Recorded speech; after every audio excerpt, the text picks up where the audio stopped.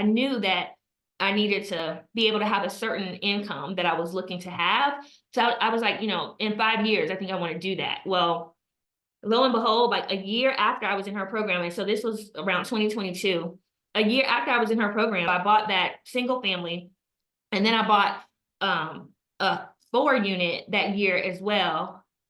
After I bought the 4-unit, I was up to 15 units, and that's what replaced my take home pay from my W-2.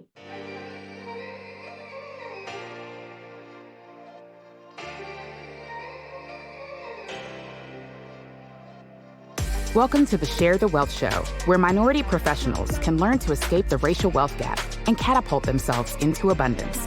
Your host, Nicole Pendergrass, grew her net worth from being negative to multiple 6 figures. Join her on her investigative mission to expose secret strategies of the wealthy so we can all have the tools needed to build the life and legacy we were created to possess. Now it's time for the show. Hey guys, so we're back again. This is the second part of the episode with today's guest. I need you, if you have not heard part 1, go back to the previous episode and listen to that first, and then come back and join us here today. You need to hear the whole conversation. This is why we split into 2 parts. There's so many nuggets. It's so juicy. Go back and listen to the first part. Well, that makes a lot of sense. It's like you said, if you come in with a plan and you know why you're doing something, that's your strategy, and that's going to dictate what you do in the future. And that's why it's important, if you do have partners, to make sure you're both on the same page. Because if your strategy is to have this property to access for your kids' college tuition or education or whatever, but your partner wants to refinance and pull all the equity they can out earlier, then you're not in alignment there, and there's going to be a clash and conflict of interest. So, and even for yourself, like if you don't have this plan already in place, then you end up refinancing because you're like, oh, I could get this money and get another one. But like now you are not staying in adherence with the idea for like, just keep this one property, leave it alone. Don't access the equity now and just save that for a later time. But it's just a little bit of thought, right? It's just a little bit of, like you're saying, like intention. Yeah. Okay, I love that. And then the other thing with like single family, because when you're in the multifamily world, single family is so frowned upon. It's like when you're all around like multifamily investors, there's so many people who are like, oh, I'm not ever doing single family again. But like also cash flow. You got good cash flow from the single family, really good cash flow. Like some people have multis, they don't get $600 a month from. And I think having most of the time I hear about single family, people are getting like $150 or $200 a month in cash flow, which is like one thing breaks and you're negative cash flow for the whole year. You know what I mean? But like with $600 a month, that's substantial enough that I'd be like, you know what, I might do a single family. Yeah. So when I was buying this property, by this time, I had found another mentor that I was working with, only because like my cousin, he's been doing this for a long time, has lots of properties. So like all this creative financial, creative financing strategies, et cetera, he's like going to the bank, or he's paying cash, or he's using equity from other properties to buy properties. Like that's where he is. So he doesn't do, like a lot of the other stuff that we do. And so my purpose for seeking out this other mentor was because I wanted to scale, right? And I wanted to scale quickly leveraging, my W-2, leveraging the 10 unit and all these other thoughts that I had in my head. And so I connected with another mentor who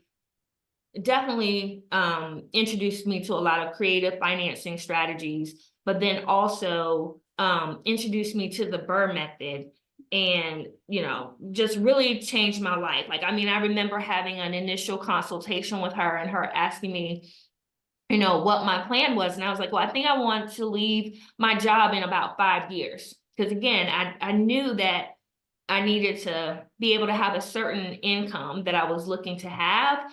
So I was like, in 5 years, I think I want to do that. Well, lo and behold, like a year after I was in her program, and so this was around 2022, a year after I was in her program, so 2020, I guess it was 2023, is that right? I could be getting my years mixed up, but essentially a year later, so I bought that single family, and then I bought a 4-unit that year as well. After I bought the 4-unit, I was up to 15 units, and that's what replaced my take-home pay from my W-2. And so then I considered myself work optional, and I still consider myself to be work optional. But to this day, I mean, we haven't talked about this, but I still have my W-2. So I didn't end up having to reapply. Another opportunity presented itself within the company. It's a great company to work for. And so it's just been a win-win situation. Like, I'm in a role that I absolutely love, and I'm able to do my real estate. And I consider myself to be a semi-passive investor because I don't spend a lot of time on my properties. Even though I have a lot of them, I've got systems and things in place that help me to really have it, running like a machine and automated. And so, to be quite honest, unless I'm going through a situation like I am now, where I'm turning an apartment or something like that, or I'm, acquiring a building and having to do diligence, like it on a month-to-month basis, I might be spending 5 hours a month. But I'm bringing home, what I, what I spend, 160 plus hours on a W-2. I have so many ways I want to go with this. Okay. First, quick, like bullet question. With that 10 unit, did it need a lot of repositioning? Did you have to turn units, or basically was cash flowing day one as is without you? It was cash flowing day one, and that was with everyone paying $800 a month. So extremely under market rents for that area. They're all 2-bedroom, 1-bath. It was cash flowing at 800. And like, since, being with this mentor, learning the BRRRR strategy and applying that to my buildings, I, have raised market rents, and that property probably triples in monthly cash flow of what it was when I first purchased it. Now that I've been able to really. What's market rent now in that area? So this apartment that I'm turning, I'll be listing that property for $1,250. Nice.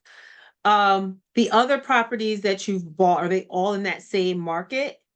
Yeah. The single family is the only one that's literally not within a 3-mile radius. But the others, because I told you that I bought the 10-unit first, then the single family, then the 4-unit, so that's 15. And then I bought a lot of land that's next door to my 10-unit. So I haven't built anything that's not cash flowing per se yet. And then I bought a 6-unit as well. So I actually have 21 doors right now. But and that 6-unit is nearby, and that's the 6-unit, within 3. Yeah, the 6-unit is the 6-unit is within a 3-mile radius of the 10-unit and the 4-unit. And you said you're out of state investor. So what state are your investments in? They're in Virginia. Okay. Now, the other part of this, gosh, I want to go into so much more information. So you are self-managing all 21 units yourself. Mm-hmm. And you are doing this from Georgia, where your investments are in Virginia.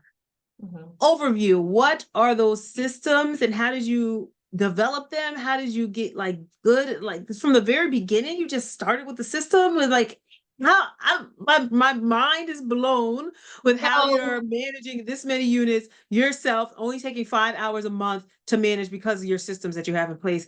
Share what that goal is. How can we do that?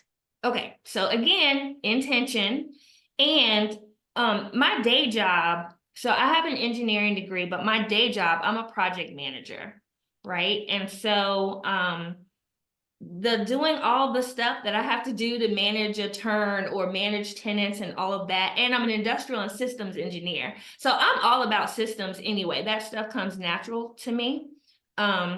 So when I went to buy the 10-unit, the initial bank that I had planned to finance with, at the last minute, literally 3 days maybe before my contract was going to expire, they said, oh, we know we told you that you were going to have to put 20% down, but because you don't have any rental properties and you have no landlord experience, you're gonna have to put 30% down if you want this. Well, you already talked about the fact that I was already gonna put 140,000 down. And now they're talking about I need another 10%.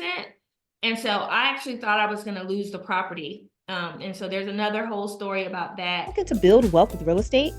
Are you all tapped out on YouTube University and ready to get help tailored to your specific situation and goals? Have you always known that you are a little different from the crowd, that you never liked following the status quo, and that you're just tired of living in mediocrity? You want to build wealth on your own terms outside of Wall Street? Well, then maybe the Microfamily Mavericks mentorship program can help with that. It's a community where I handhold you through the process of buying your first small commercial multifamily building, because not everyone is ready for 100 units out the gate. Why multifamily? Because it gives your rental income a hedge against vacancy. Imagine what happens when your single family rental tenant leaves, right? And why commercial 5+ units?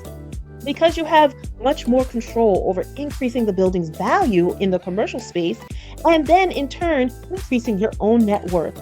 Starting small is a stepping stone to so much more, because then you can tap that equity and buy another building and another and another, and you get the point. So increasing your cash flow and your ability to be job optional along the way. It's all a part of the journey. So if you think big, but you want to start small, and if you know multifamily real estate is the way for you to open the door to building a life of freedom, abundance, and legacy, but you just need someone to guide you step by step, and you want to be surrounded by other people on the same journey, doing the same thing, then just click the link in the show notes to find out a little bit more about the Microfamily Mavericks. And I look forward to potentially seeing you on the inside. So now back to the show. But I ended up going with another financial institution, getting the sellers to agree that I would go with this other institution because they gave me a commitment letter that they were going to finance it. But back to the intention, I said, again, nobody's ever going to do that to me again. Pull the okie doke at the last minute. And so I intentionally was like, I have to learn how to be a landlord and I have to manage my properties myself. So my 10 unit, my cousin actually, I knew that he would be there to support me and I could ask him questions, but he had actually offered to manage the property for me for the first year so that I could learn the ropes and all of that. But it's not rocket science, honestly. And I'm a systems person. So I was just like, you know what? I appreciate that.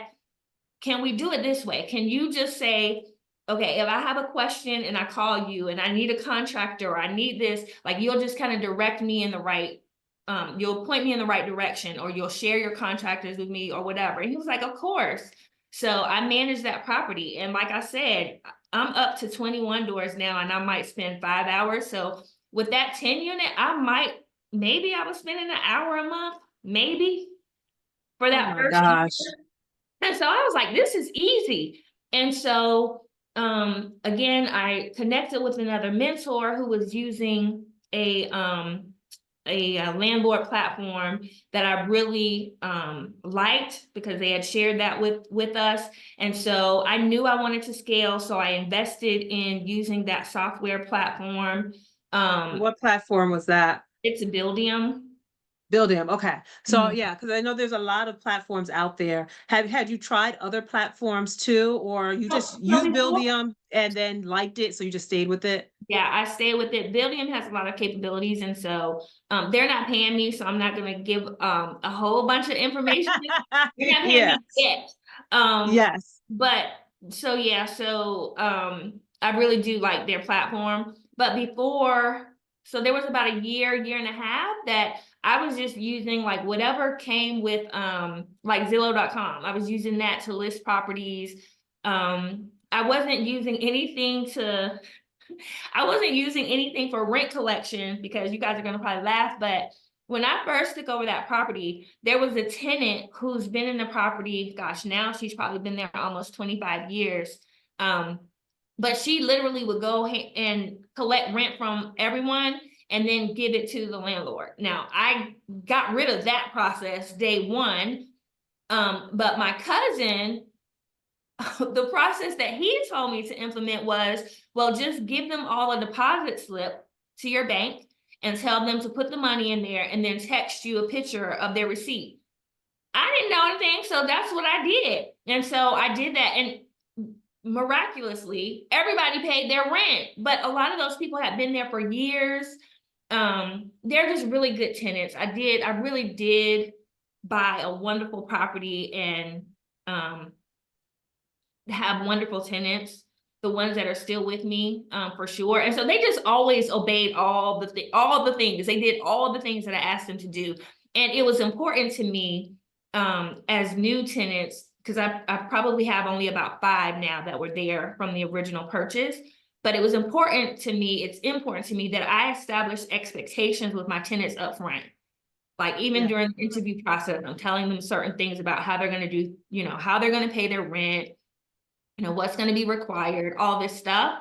And it's worked. Like I've been able to get tenants who, I can work well with and work well with me, and they just do the thing. But with Buildium, one of the reasons that I love it is it has this feature called PayNearMe.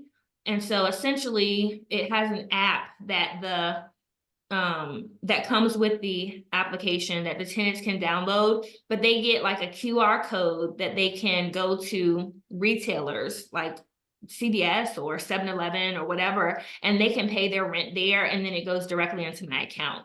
And a lot of my tenants are, unbanked. They don't use banks. And so the only other option I would have was continue to give them a deposit slip and tell them to put it in the bank. But instead, I migrated everyone to, paying through Buildium. So they pay on. So either online through the Buildium platform or go doing the PayNearMe. So that I've heard of the PayNearMe app before. I still on the property. I have property management for my other properties, but the only one I still self-manage is just a 3-unit that's, around the corner from me.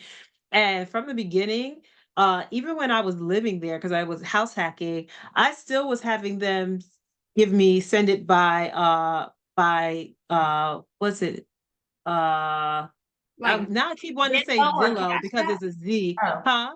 No, a Zelle. I knew it was a Z. Zelle. That's why I want to say Zillow. So now they still just send it. I have set up an email address, like the address of the property, and they just send it through Zelle, and that's kind of how I do it. And I was looking at different management programs for small landlords. Just to do that and have another way to it was more not for the rental payments, but more for managing like contractors and handymen and stuff like that with repair requests and stuff. Because like a lot of times it'll be quiet, but then sometimes when one person has a problem, they all have a problem for some reason. And so managing like when are you going to be home? When can the contractor come? When it is like, that's the biggest like headache sometimes. So I was looking for a platform just for that, so I could find a good contractor and add them to the program, the platform. And if they message, it will go to me and them. So it would just kind of cut out a lot of back and forth. But anyway, I never ended up implementing anything there. Mainly also because I have not yet found a consistent contractor handyman. Like I feel like every time it changes to for some other reason. But so that's my little vent. Right now, I just still use Zelle, and that works out. And I figured I saved them the credit card processing fee and all that stuff. That's like extra on top, So it's so even though I am a small mom and pop landlord, it's very important to me that my business is professional. And so for Buildium, like my tenants have this app on their phone and they think that that's me. Like they think I'm a part of this. They think that this is this big company, right? But it's me here at my home office, communicating with them through the app or, answering their calls when they call the phone or whatever. And so that and all the things that you mentioned about managing maintenance requests and contractors and collecting the rent and e-signing leases and paying contractors, all of that can be done through Buildium, as well as all of the reporting that I can then use to show the lenders that I'm working with that, I'm running an operation here and I know what I'm doing. And I've got reports with my logo on it, right? And all this stuff. Like it just gives me, I think, a leg up to other small mom and pop landlords where, the lenders are like, yeah, she knows what she's doing. So Are you enjoying this episode? Then stop what you're doing right now. Head over to Apple Podcasts and leave us a rating and review. It really helps our show get pushed to more people who are looking for the information that we're sharing here. We have to share the wealth. If you listen to us on YouTube, make sure you like the episode that you're listening to right now and subscribe to our channel. Then share the channel with somebody else. There are people out there looking for the information you're listening to right now. So make sure you share it with someone who you know needs it. Now, back to the show. I have property management for the other like bigger properties, but I do want to either start considering, doing some kind of in-house property management for newer purchases. Because there's pros and cons, but if, like you said, if you have your systems and stuff in place, you screen correctly, then you can circumvent a lot of that. yeah. So that's something where we will be starting a direct to seller campaign in a new market, so I can like do expansion, and I have like a good colleague down in that area, so we're working together. And I think that that's something I'm going to, try to implement as far as doing some self management. Yeah. And I'm actually doing that as another side hustle, only for a family member though. So I do her property management. I have her set up as an owner in Buildium. And so I use the platform to manage her property. She has one rental. So I'm really doing it as a favor. I mean, she obviously, we have a contract and so she pays, but I was kind of, again, testing out, oh, is this something that I want to do? And I've decided I don't, at least not at this time, while I still have the W-2, I don't have the bandwidth to manage other people's properties. For this one, for obvious reasons, I'm doing that one. But yeah, if you have a desire to want to manage other properties for people, then you can do all of that and building them as your own, being your own landlord, as well as managing properties for other people too. So Okay. Well, that's great for the listeners in case they do want to manage other people's properties. I know that is not, I don't want to really manage my own. Like I'm doing it out of necessity, not because yeah, and I actually enjoy the relationships with the tenants and being able to solve their problems. I guess after being, in corporate and having these like complex issues and things that I'm solving, like if the worst thing I have to do is coordinate to get somebody's toilet fixed, I can do that in my sleep. So I don't know. I enjoy like fixing, and then they're so grateful and happy that you responded to their request, like putting in a doorbell or changing, I don't know, an air conditioning thermostat or something, whatever it is. And maybe it's a part of my screening process too, but I just happen to get these tenants that are just like very grateful. The sad part is there are so many like landlords who are just not good landlords and shouldn't be landlords. Maybe they're managing their own properties and really shouldn't be doing that. And so when tenants come across someone who really cares about them, they reiterate that respect, I think. Yeah. Oh God, I got so much I really could say. Like we do need to go to the next segment, but I'll just add real quick, like because you brought up tenant toilet issues. It's so funny. Gosh, you do deal with toilet issues. So I have this one tenant who actually is the most, not I'll say the most, but she's not one of the grateful tenant kind of personality. And so it's sometimes difficult to communicate. Like it always feels like every time she says something, there's an accusation tone in her how she's saying things. Like no matter what I do to try to, facilitate or whatever, there's always an issue. So Yeah. this is probably like she did complain about the toilet before. I got the toilet fixed last summer. And then it was, a couple months ago, she's something about a toilet. I'm calling around to a couple contractors. She didn't tell me like what really was wrong, just that the water was coming up. And then when I call her or text her back to say, hey, is the water still rising in it? Like, when are you going to be home? She's always like never home, never available, and then like I never heard anything about it again. I'm like, okay, so I guess it's fine because she's not even responding. Then the other day, she tells me that, the toilet's still having an issue. Happened to be, and I do have a steady maintenance guy who does the trash for the building. And so I called him and I said, hey, do you have a plumber that you know of? And the guy that he did have was just happened to be like in the area. So he called him. Ends up that it wasn't the toilet, it was the sewer line. They had to take that apart and they found like a pair of blue rubber gloves in the sewer line. Somebody decided that the Yeah. toilet was a trash can. Yeah. So, Yeah. so now, yes, I still have to send that picture to all the tenants because I don't know who did it, and also tell them about wipes and flushable wipes that are not actually flushable. Like, because some things you just don't even say as a landlord because you think it's common sense, and you realize when things happen that you have to say and outline everything, even Yeah. things that are you would think are common sense. Like one time, a tenant was complaining about mold growing in the bathroom. So they would take a shower, close the door after they were done, and not open a window. There's no fan vent. You either have to keep the window open or the door open. But that's not common sense. Like apparently, No, it's not. And, so and you have to remember too, a lot of these people, maybe some of them have, but a lot of them have never owned a home before. And so they don't know. They don't know. So it may be common sense to you and I, but unfortunately, it's not necessarily common sense to everyone. So yeah.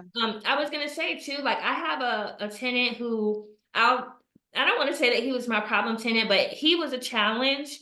And what I discovered in, having a relationship, landlord tenant relationship with him over the past couple of years is that all of the problems and issues and accusations that he was making towards me, it was from horrible landlords that he's had his entire life.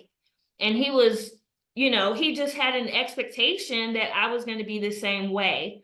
And so, very simple thing that I want to share is just like making that personal connection with people just goes such a long way.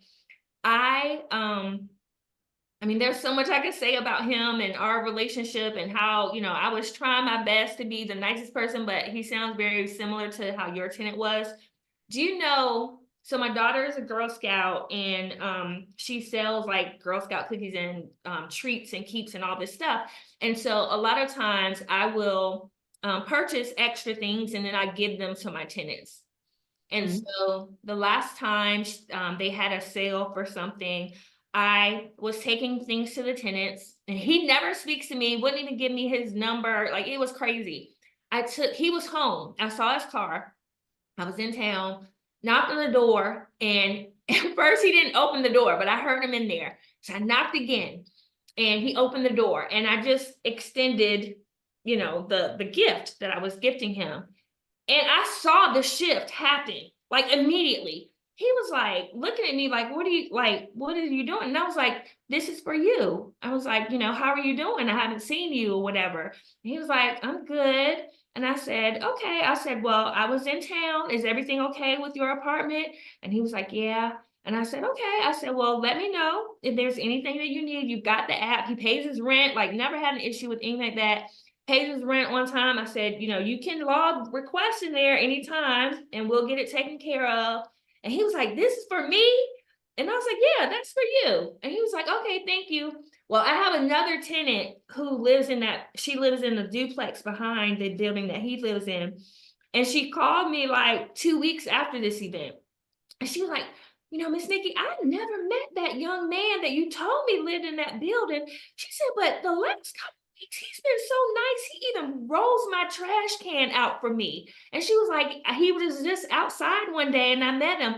And she said, he even asked me, you know, we have a good landlord. Do you like her?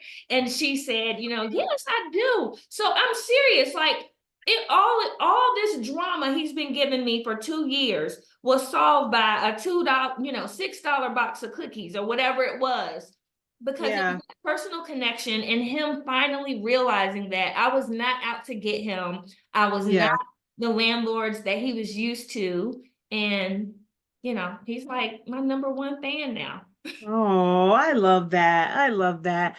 Yeah, and that's why I do try to keep everything cordial with the other lady, no matter what. And I know I understand, like, you know, the issues and other things that she's dealing with, you know, especially like her grandmother, and she has 2 Yeah. kids and whatever. But I still just try to give myself a woosah and just like not let it ruin my day, still just be appropriate and handle anything like issues as they come up. You know what I mean? So we've come to an understanding through some text. So I feel like the last time she outreached about an issue, it was much more in a less like, she was more like informing me that there was a problem, and not in an accusatory manner. Right. So I did feel the shift there. So I'm hoping that that is like leading to you know, a good relationship outcomes. I do really try to have relationships and good rapport with the tenants that I do have there. So otherwise I do have. But all right, we gotta shift. We gotta shift gears. We really could talk. Remember the first time we were talking on the phone, we were talking on I the phone for like know. 2-3 hours, I right? Like know. it was crazy. I feel like I could talk to you forever. Okay. So we're gonna shift. We're gonna shift. Um, First, what I'm going to do is I'm going to read a review from Apple Podcasts that, you know, one of our listeners left. This is from Aberdeen J, and it says, invaluable resource. The focus of this podcast is like any other. Nicole is truly passionate and about promoting equal opportunities for all to generate wealth through real estate. And thank you so much, Aberdeen. I really appreciate you leaving this review. Anyone else listening, if you have not, please leave a rating and review on Apple Podcasts, because that really helps the show grow and reach more people, and we can really get our message out there, and we can share stories like Nikki's, and so people can know what's possible even when you're just starting out. And just modeling somebody else's journey can make all the difference when you see what's possible, like through what someone else has done and what their story is. So there's people looking for information like this, and if you give us a rating and review, it really helps us spread and be able to be seen by more people. So I really appreciate and love that. All right. So this next segment is Digest with the Guest, because our guest normally leaves so many juicy nuggets of information that, you know, we got to have time to digest it all and really let it sink in. So this first question, Warren Buffett said, diversification is protection against ignorance. So kind of take that to mean that basically people diversify because they don't really know what they're doing. So that's the protection, but that could be a good or bad thing. What do you think about that? Good or bad? Why? Yeah, I'm all about diversification. And that's one of the reasons that I got into real estate. #1 is because being in corporate for a long time, like I was just naturally investing in my 401k and all of this stuff when I first, you know, started working in my career. And so I've been able to amass, you know, money in my 401k and build that up. I've seen it go up and down, and I feel like I have no control over that. And it stresses me to no end. Like I don't even want to look at my 401k. Like that's how it gives me that much anxiety. And so when I found real estate and found the power of real estate and started experiencing it for myself and really seeing how I could control and influence that 100%, yeah, I would put all my money in real estate if I could, and even diversify in the sense of the types of tenants that I have, like market tenants versus those who may be on some type of a subsidized program, etc. I think diversification is super important. I love that. I especially love the idea that you can still go deep in one area and diversify within that one sector. So real estate, there's so many different things you can do. Even in residential real estate, there's so many different ways to diversify within that. So I love that. The game of Monopoly, Mhm. Boardwalk or Baltic, which are you buying first and why? Okay, so you're probably gonna think I'm crazy. I'm not a Monopoly person. Have you ever played? I've played Monopoly, but I mean, Broadway. Boardwalk is the Boardwalk is the I don't play that often anyway. Boardwalk's the most Like, expensive and Baltic is the I'm buying cheapest. Baltic. I'm buying Okay. Baltic all day. Okay. Yeah. Love it. Any reasoning behind it? Yeah, because I feel like there's always going to be a need for Baltic. There's always going to be a need for people to need housing. And those are the folks that, for the majority, that I'm trying to provide a service to. Um, I think it's great for the people who can, live on Broadway and afford that. But if they lose all their money in the stock market or get laid off from their job, and that's a single family condo or house that they're renting from me, then there's a lot of risk there. So I'm trying to minimize my risk as much as I can, and I'm Baltic. Got it. What does wealth mean to you? Freedom. That's a one-word answer. That's all I need. That Wealth that means tells me freedom. everything. Yeah. Yep. That's all options. You said job optional, right? That's freedom. Having that option is freedom, Okay, so we ask each guest to create a question for the next guest. And it could be anything. I know. It could be business, personal, funny, serious, like there's no hold bar on that. So you can come up with a question. I'll give you a second to kind of think through that. But I'm going to ask you the question that the last guest asked for you or left for you. Okay. Okay.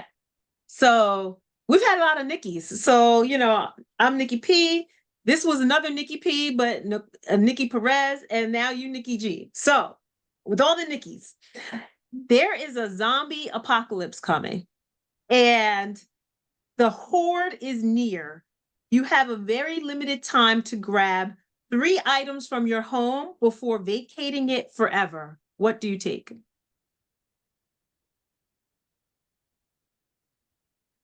Ooh, that's a good question. I know, so good.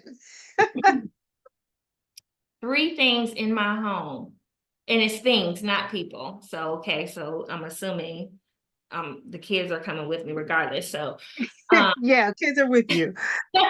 okay, 3 things I'm taking.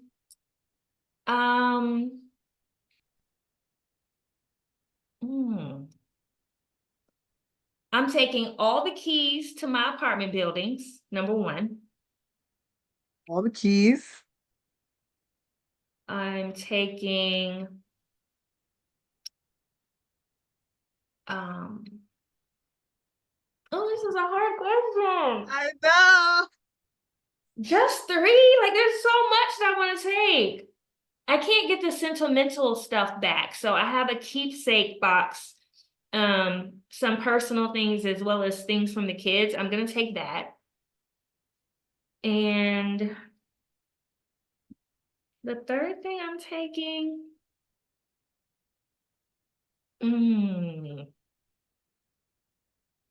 jewelry. Jewelry. Okay. Got it. Got it.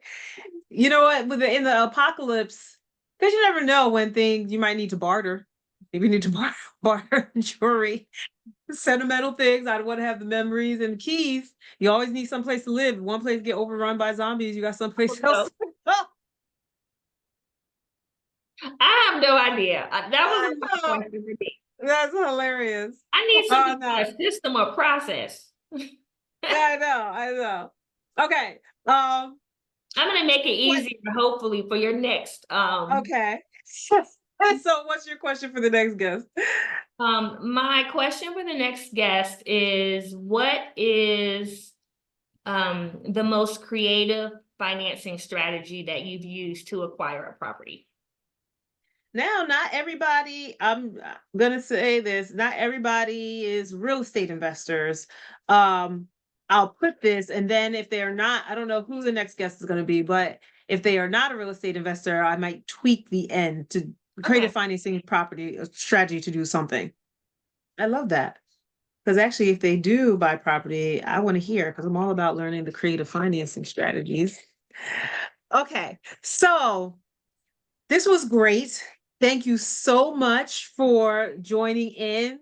How can listeners connect with you?